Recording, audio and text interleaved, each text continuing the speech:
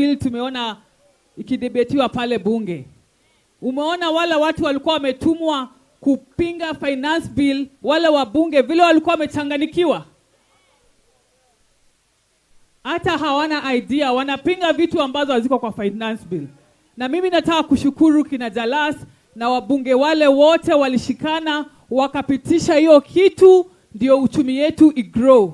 Kwa sababu finance bill lazima itengenezwe vile uchumi itagrow hapa Kenya, si ndio?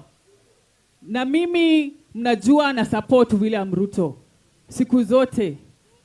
Hapa nchini kona zote kutoka Nyanza, Coast, Mount Kenya, kila mahali hakuna mahali maendeleo ifiki.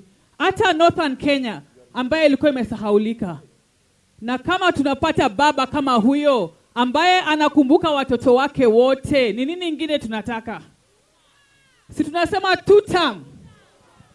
Na wale wanapinga tuliona vile wamechanganikiwa.